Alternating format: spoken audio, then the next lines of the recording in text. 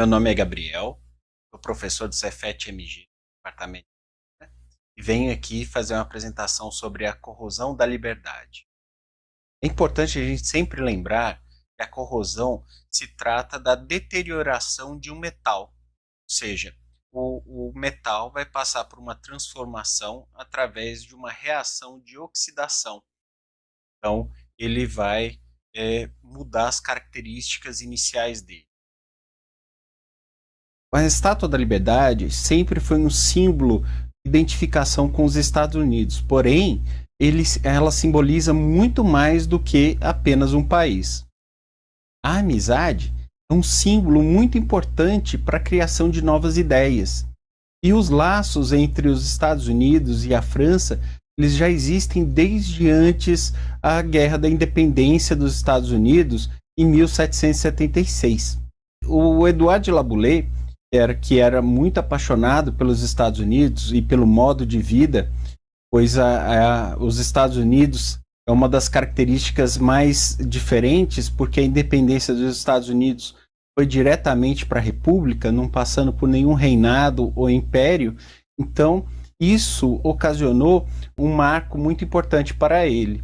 O Edouard de Laboulaye, abolicionista também, ele criou a ideia de dar um presente aos Estados Unidos na forma de uma estátua para simbolizar a amizade que os dois países têm e simbolizar também o centenário da independência dos Estados Unidos e o fim da Guerra da Secessão com a abolição da escravatura e a emancipação de todos os negros dos Estados Unidos.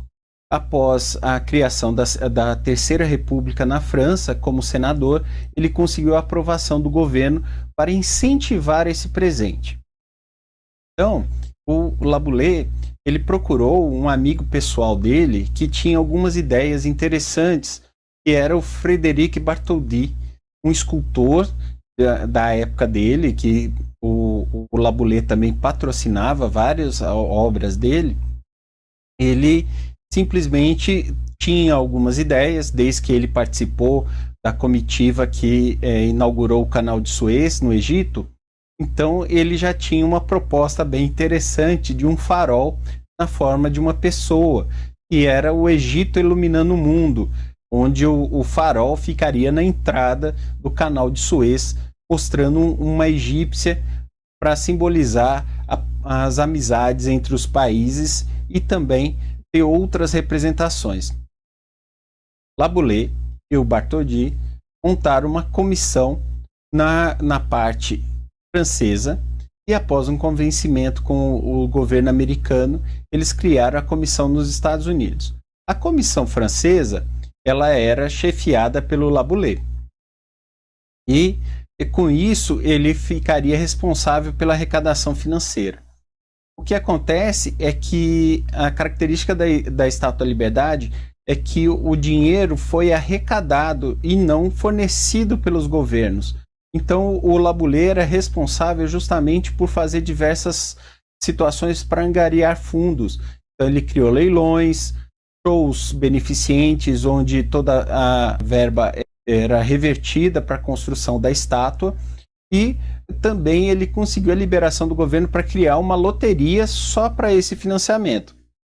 Já os Estados Unidos teve apoio do magnata da mídia da época, né, que era o jornal, era o Joseph Pulitzer. E no seu jornal ele fazia campanhas para arrecadação desse dinheiro e pedia para que as pessoas fornecessem $1, $2. Por quê? A França ficou responsável pela construção da estátua e os Estados Unidos ficou responsável pelo terreno e pelo pedestal. O terreno seria fornecido pelo governo e o pedestal pela comissão americana. Então, o Bartholdi, ao regressar dos Estados Unidos para a França, ele resolveu ir atrás de um engenheiro muito famoso na época, responsável por muitos monumentos na França, e ele pediu esse auxílio a ele, que era o Viollet-le-Duc. Viollet-le-Duc deu a grande ideia de como tinha-se que fazer praticamente um colossus, né, da época. Então ele deu a ideia de usar um esqueleto de madeira e daí fazer um revestimento com gesso, dando a forma da estátua, usaria para fazer um molde negativo e, portanto, aí você usava esse molde negativo para obter as formas e das chapas de cobre, que foi o material escolhido. Faria todas as peças necessárias. Então, assim, eles o fizeram e ela seguia da seguinte forma.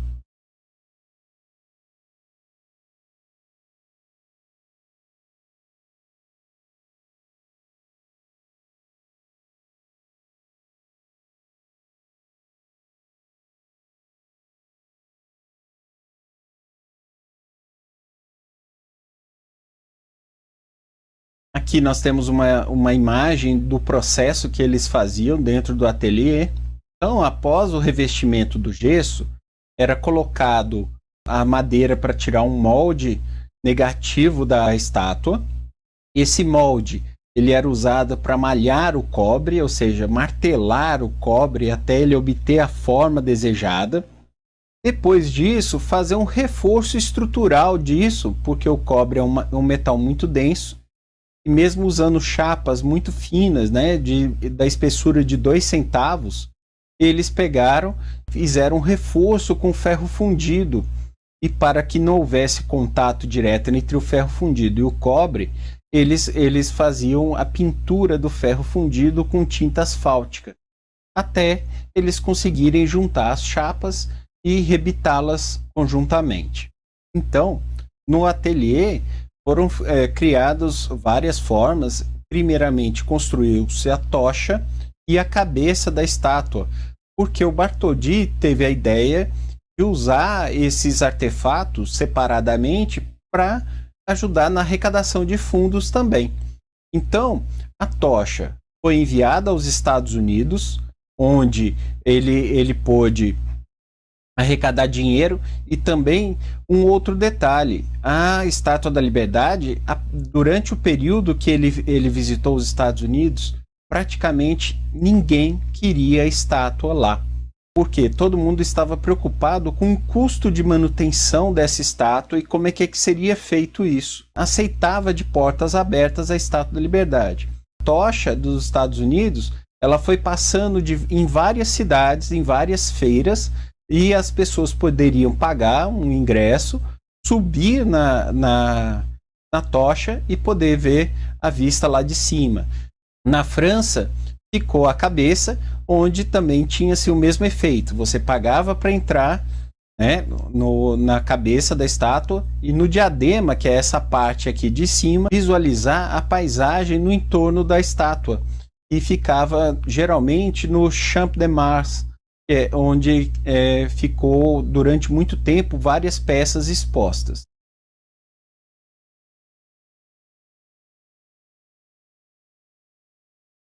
Após essa etapa, aconteceu, de certa forma, uma tragédia, porque o Viollet-le-Duc veio a falecer. Bartholdi foi atrás de novos engenheiros. E ele encontrou 2 engenheiros que eram muito conhecidos pelas suas obras e uso do ferro fundido. Um deles era o Maurice Quiclin. Ele teve uma participação especial não só nesse evento, como depois na Torre Eiffel. E o Gustave Eiffel, que tinha a fama de ser um engenheiro que fazia as obras sempre dentro do prazo e dentro do orçamento. Coisa que até hoje também muitos engenheiros têm dificuldade de realizar, mas o Eiffel fazia isso com muita maestria. Eles visualizaram um projeto um pouco diferente do Viollet-le-Duc e eles criaram essa estrutura diferenciada que consistia de 4 pilões. Esses 4 pilões eles identificavam como a parte mestra da estrutura e depois eles colocavam essa armação do lado de fora, fazendo a parte secundária, de onde seriam fixadas as placas pela estrutura toda. A partir dessa construção aqui, depois que já tinham elaborado todas as peças, durante os 3 anos seguintes, eles foram montando e testando toda a estrutura da estátua, até se chegar no modelo a ser usado. Após essa montagem teste, a Estátua da Liberdade foi desmontada em 350 peças e foram colocados em 240 caixotes e foram mandados para os Estados Unidos até chegar em Nova York. A Estátua da Liberdade também teve uma série de dificuldades na sua viagem. Ela quase naufragou. Quando ela conseguiu chegar, e já tinha sido escolhido o lugar, que seria em Nova York, ela foi recebida com muita pompa e receptividade por vários navios. Enquanto isso, né, enquanto o Eiffel e o Koenig e o Bartholdi montavam a estátua, nos Estados Unidos teve-se a dificuldade de encontrar o local, até que finalmente, através do convencimento do Laboulaye e do Bartholdi, eles conseguiram deixar a estátua em Nova York. E essa estátua ela seria colocada numa das ilhas logo na entrada da Baía de Nova York. E essa ilha ela já estava sendo usada há muito tempo como um forte, desde a época da Guerra da Secessão, para proteger justamente a Baía de Nova York. A opção dos engenheiros americanos foi de aproveitar a estrutura do forte como parte da base do pedestal da estátua. Depois que eles organizaram toda a parte do forte, reforçaram a estrutura, eles começaram a fazer a montagem do pedestal todo em granito. Tudo isso sendo grandes notícias no jornal do Pulitzer, justamente para fazer aquelas arrecadações, mesmo que pequenas. Muitas vezes eles conseguiam apenas receber doações de $1, $2. Escolas fizeram campanhas de cofrinho para que os meninos trouxessem centavos e a turma economizasse para contribuir nessa parte. O Pulitzer ele falou que para cada doador, independente da quantidade, teria o nome publicado na primeira página do jornal, e assim ele o fez. E mesmo depois que já estava montada e chegou todas as peças da estátua, o Bartholdi ele não perdeu a oportunidade de aumentar ainda mais a arrecadação. Ele deixava as peças expostas na ilha, Nova York, onde que estavam montando a estátua, na ilha de Bedloe. As pessoas podiam ir lá tirar fotos, claro que mediante uma contribuição. Durante a inauguração da estátua, teve-se várias situações bem interessantes. Eles apresentaram o nome oficial da Estátua da Liberdade, que é a Liberdade Iluminando o Mundo, e depois ela ficou conhecida apenas como Dama Liberdade. Mas, mesmo assim, o nome oficial dela é Liberdade Iluminando o Mundo. E no grande dia, né, da inauguração, teve fogos e muitos navios para mostrar a inauguração da estátua, pois eles retiraram um véu da estátua, então foi bem interessante. E hoje a Estátua da Liberdade ela possui uma ilha muito bem mais estruturada para visitantes, onde você tem aqui o Museu da Estátua da Liberdade, onde tem todos os moldes e as explicações de como é que foi construída a Estátua da Liberdade. Aqui você tem a área de recreação, de segurança, restaurantes e assim por diante, lojas de lembranças. E aqui você pode ficar na ilha passeando e o único acesso é através da balsa. Nenhum navio particular pode ser ancorado na Ilha da Liberdade, como ela é conhecida hoje.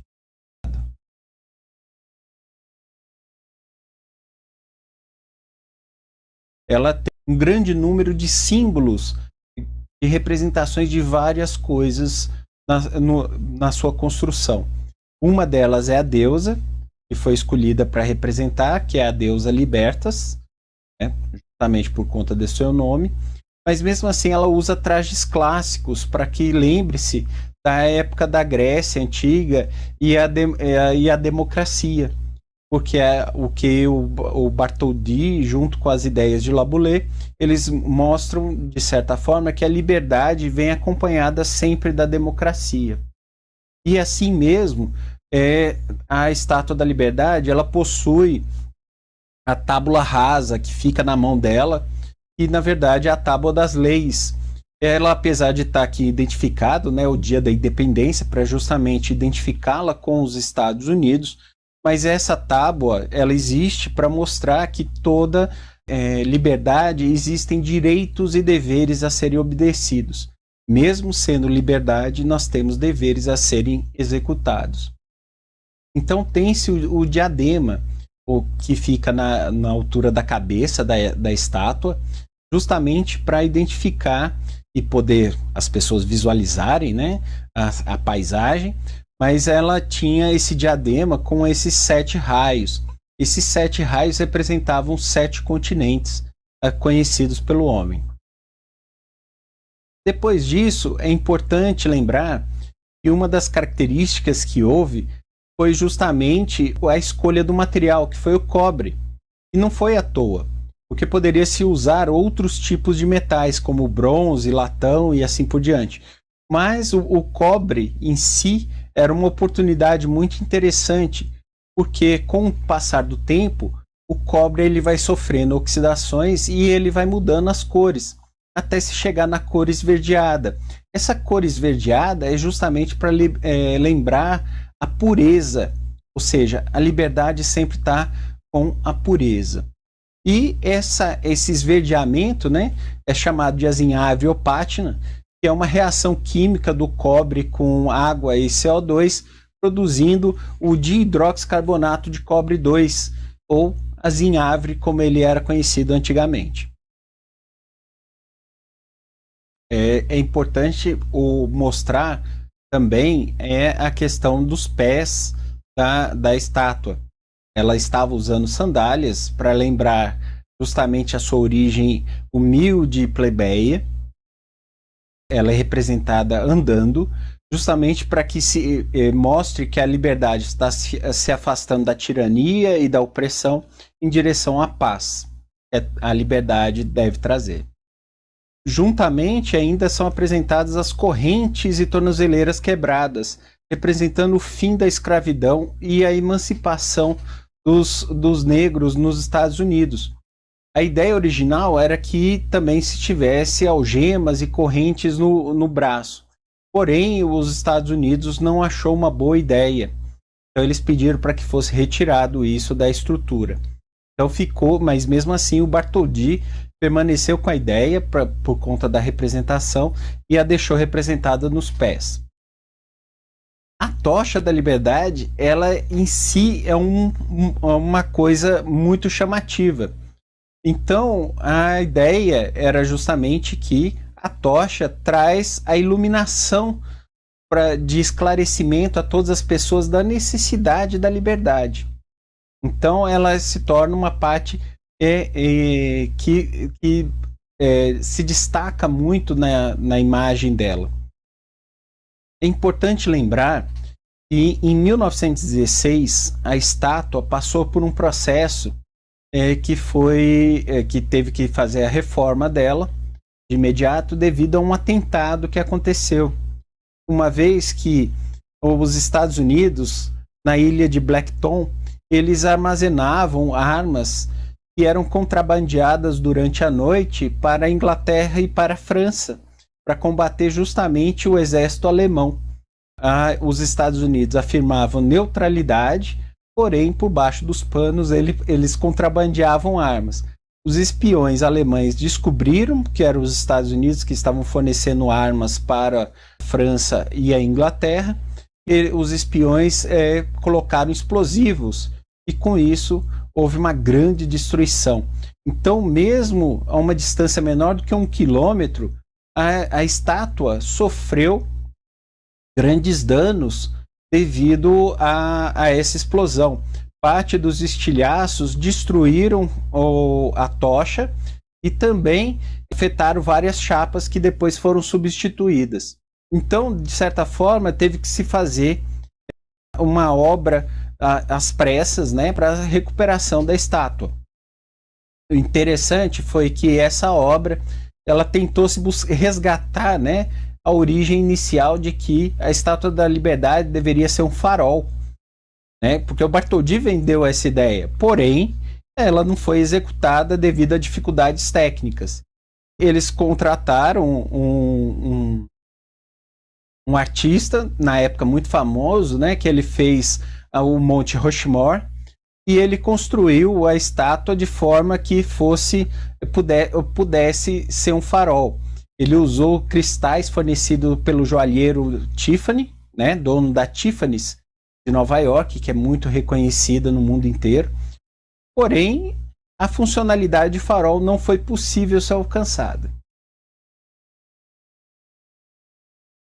Depois disso, a estátua ela passou por uma série de reformas ao longo dos anos, mas chegou-se à época do centenário e as pessoas começaram a perguntar: será que nós devemos manter a Estátua da Liberdade aqui e restaurá-la, ou devemos mudar?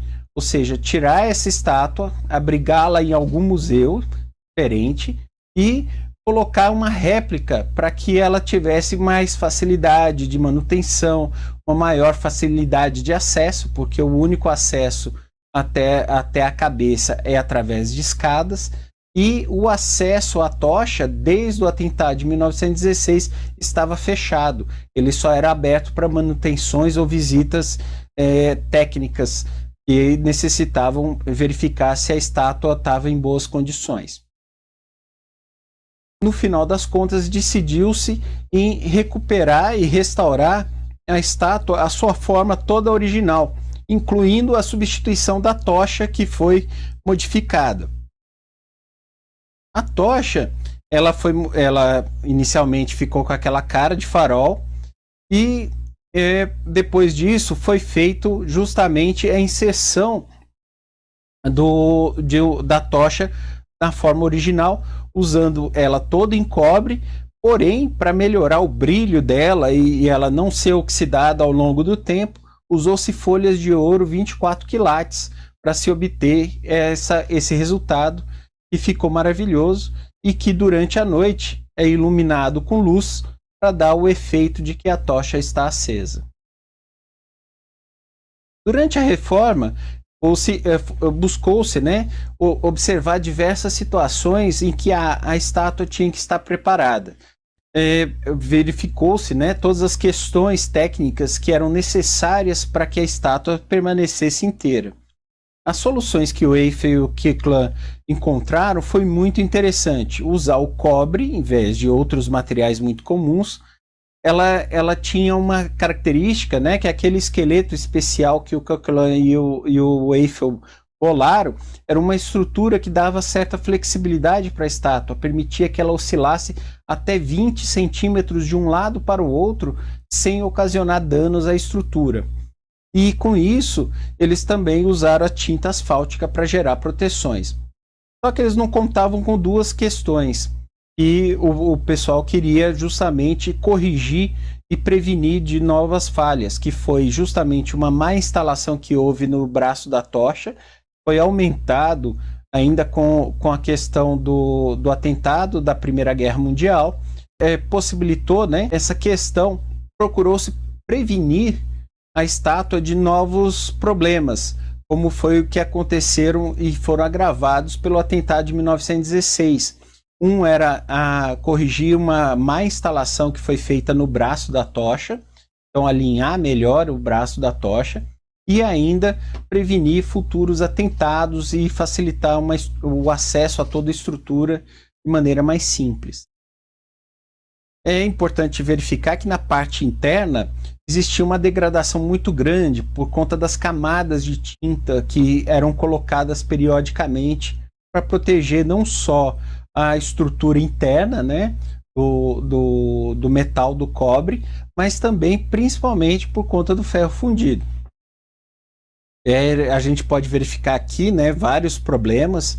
Aqui uma tira de estrutura bem danificada aqui, né, já bem corroída, e ainda partes que estavam soltando a tinta justamente pelas deformações da ferrugem dessas tiras de ferro fundido. Ainda verifica-se, né, vários outros problemas de corrosão ocasionados justamente pela falta de certos cuidados, que não se tinha conhecimento à época da estrutura. Então também era muito interessante. Aqui é uma curiosidade, é que essa foto mostra o acesso para a tocha. Através dessa escada que você chega até a tocha da Estátua da Liberdade. Então, para retirar essas camadas de tintas e assim poder recuperar parte da estrutura e daí fazer novas proteções, era justamente a retirada da tinta. Então, para isso, criou-se uma técnica que usava nitrogênio líquido, já que eles não conseguiam recuperar com outras técnicas.